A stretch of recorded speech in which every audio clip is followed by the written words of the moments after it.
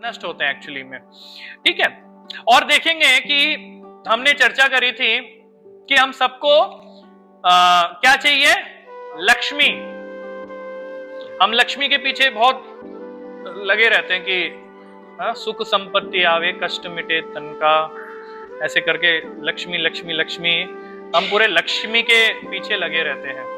लेकिन समझिए लक्ष्मी बड़ी चंचल है, और लक्ष्मी को प्राप्त करने का हम आपको प्रोसेस बताते हैं। अब सबके कान खड़े हो गए होंगे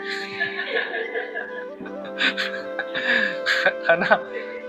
हाँ, तो देखिए लक्ष्मी को प्राप्त करना है अगर आपको अपने जीवन में, इसका प्रोसेस समझिए क्या है। हम लोग ना एक्चुअली गलत तरीके से लक्ष्मी को प्राप्त करते हैं। इससे क्या मिलता है, इससे हमें छाया लक्ष्मी मिलती है। लक्ष्मी दो प्रकार की होती है, एक जो ओरिजिनल लक्ष्मी है वो, और एक छाया लक्ष्मी। ठीक है ना। तो क्या होता है, जब हम बिना नारायण के, अब देखिए बड़ा सिंपल है, इसको समझिए। कोई भी पत्नी, सिर्फ हम बोल रहे हैं कि आप, सिर्फ आप चाहिए हमें, आप आ जाओ हमारे घर पे, हम आपकी पूजा करेंगे सिर्फ, है ना। आपके पति को तो हम जानते ही नहीं है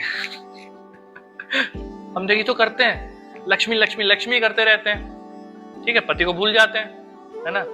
तो जब ऐसे होता है तो लक्ष्मी जी क्या करती है, यार ये जो मेरा भक्त है ये मुझे अकेले बुला रहा है, तो क्या होता है, छाया लक्ष्मी।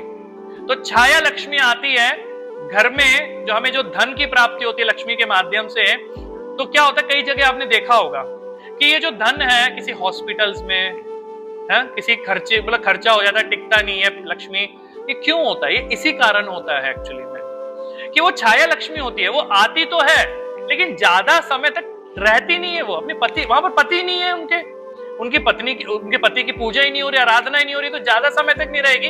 चलो मेरा भक्त है, मुझे बुला रहा है मुझे बुला रहा है इसलिए आती है छाया लक्ष्मी, कि ठीक है, और थोड़े दिन रहते और वापस चली जाती है।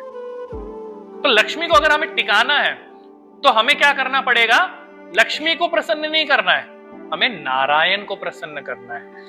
अगर हम नारायण को प्रसन्न करेंगे, नारायण की आराधना करेंगे घर में, तो लक्ष्मी जी भागते हुए आ जाएगी और यहां पर रहेगी। तो ये है बेस्ट प्रोसेस।